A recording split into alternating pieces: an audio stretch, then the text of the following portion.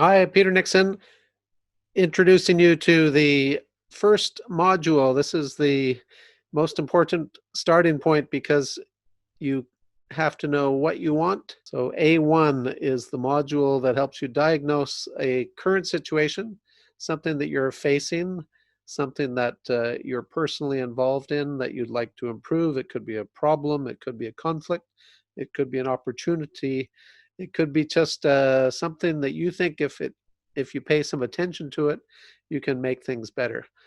And this video is to explain how to use the dialogue puzzle. As you can see, it's important that you figure out what you want, who are the stakeholders, what are the issues, and how do you plan to go about it. Let me walk through that in more detail. First of all, as you choose a case, give your case a name.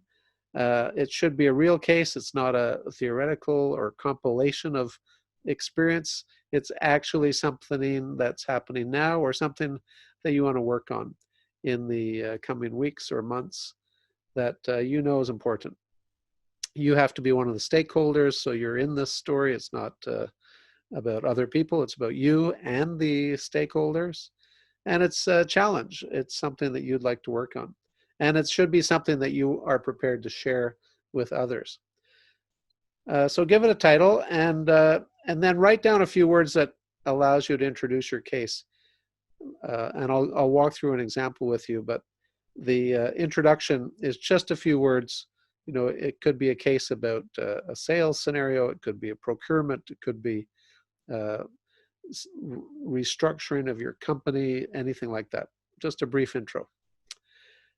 Then you want to move into optimal outcome.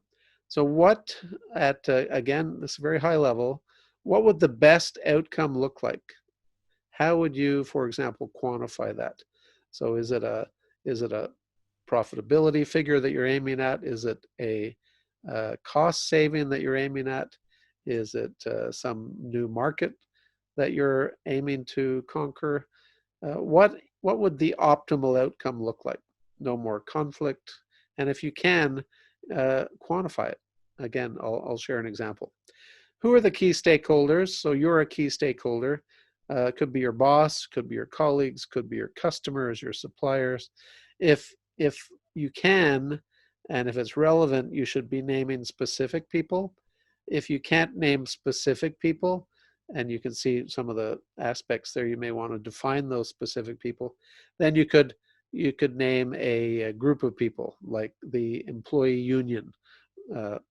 Very important that they're key stakeholders or stakeholder groups or representatives of stakeholder groups. Number 6, very important that you identify what you think are the 5 or 6, maybe up to 8 most important issues.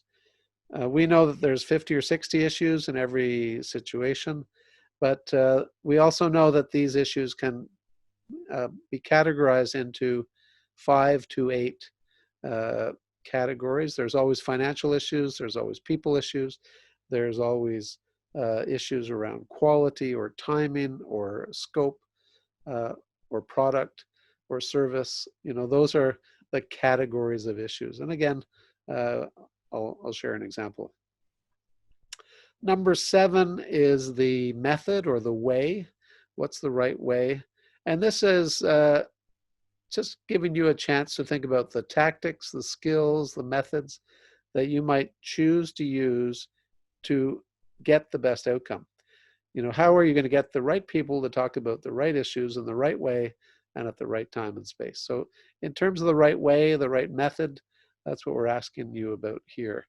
You don't need to be correct. We just want to get an initial view of your thinking. Number 8, any milestones or timing issues related to your case, very important. Jot them down here.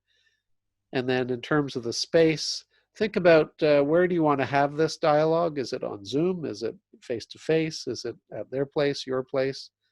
A neutral restaurant, golf course? That's what we're aiming for. Collecting your feedback. Number 10, it's good to think about options. What are some of the options that you may see for yourself? If you can't get the best outcome, what's the second best option, second best outcome.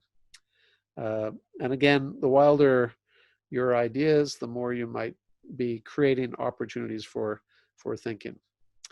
And then number 11, in terms of next steps, just jot down anything that you think is a very important next step. If there's a meeting coming up, questions you want to ask them, people to meet, research to do, all those sorts of next steps, very important.